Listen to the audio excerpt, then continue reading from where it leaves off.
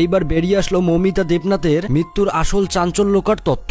আসলেই কি মৌমিতা দেবনাথকে 20 জন মিলে ধর্ষণ করে হত্যা করেছে, নাকি এই সঞ্জয় রায় একাই করেছে? তাছাড়াও মৃত্যুর আগে মৌমিতা দেবনাথের শেষ ইচ্ছা কি ছিল তা সবকিছু এই ভিডিওতে জানতে পারবেন। তাছাড়াও অন্যদিকে সুপারস্টার জিৎ মৌমিতার মৃত্যু নিয়ে কি বলেছে তাও দেখতে পারবেন। তাই অবশ্যই ভিডিওতে লাইক দিয়ে শেষ পর্যন্ত দেখতে থাকুন। বন্ধুরা, 9 আগস্ট আরজিকর হাসপাতালে ডক্টর মৌমিতাকে ষড়যন্ত্র করে ধর্ষণ করে হত্যা করা হয়। তবে বন্ধুরা, আপনারা একটা কথা শুনলে অবাক হবেন যে এই মৌমিতা দেবনাথকে যখন অনেকভাবে নির্যাতন করা হচ্ছিল তখন তারই নাকি 2 কলিং বান্ধবী তার হাত চেপে ধরছিল। বুঝতেই পারছেন কত চক্রান্ত একটি বিষয়। মৌমিতা চিৎকার দিয়ে বললেও তার হাত পা ছেড়ে দেয়নি তার 2 বান্ধবী। আসলে বন্ধুরা, একটা মেয়ে হয়ে আর একটা মেয়ের কিভাবে সর্বনাশ করে, তাও আবার নিজের বান্ধবী হয়ে, এইটা শুনলেই যেন চোখে কান্না চলে আসে। এমনকি বন্ধুরা, এই মৌমিতাকে হত্যার জন্য তার গলায় এত পরিমাণে চাপ দেওয়া হয়েছে যে তার গলা 2 দিকের 2 সাইডের হাড় পর্যন্ত ভেঙে গেছে। তাছাড়াও তার শরীরের প্রাইভেট পার্ট সহ বিভিন্ন জায়গায় অনেক আঘাত রয়েছে।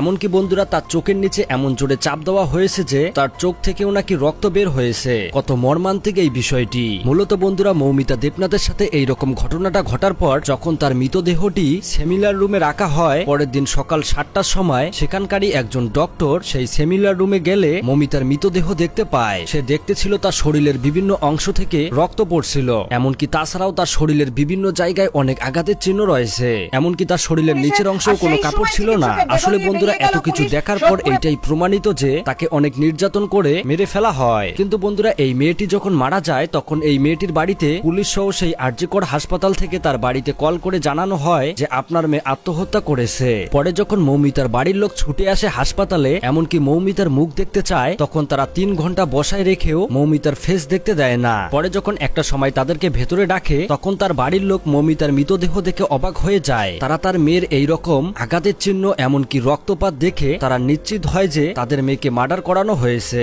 পরে যখন এই বিষয়টা আস্তে আস্তে ছড়িয়ে যায় তখন চারিদিকে বিক্ষোভ শুরু হয়। এমনকি বেরিয়ে আসে আসল চাঞ্চল্যকর তথ্য।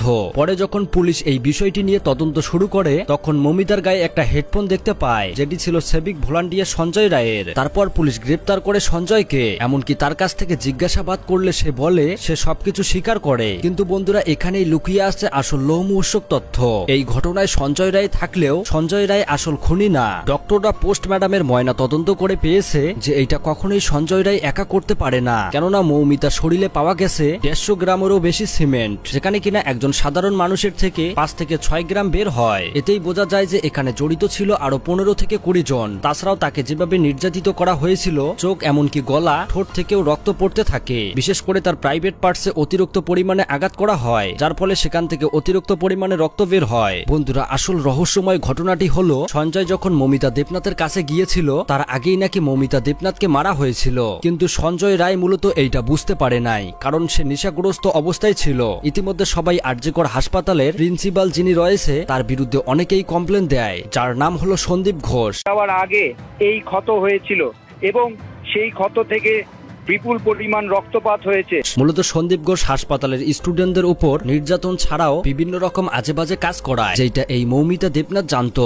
এই ঘটনা মৌমিতা সবাইকে আস্তে আস্তে বললে তাকে এই রকম করে মারার প্ল্যান করে সেখানে সঞ্জয় রায়কে ফাঁসানোর চেষ্টা করেছে। বন্ধুরা, বুঝতেই পারছেন কত চক্রান্তকর একটি বিষয়। তো যাই হোক বন্ধুরা, এই মৌমিতা দেবনাথকে যেভাবে মারা হয়েছে এই আসামিদের আপনারা কিরকম শাস্তি চাচ্ছেন অবশ্যই কমেন্ট করে জানাবেন। ধন্যবাদ।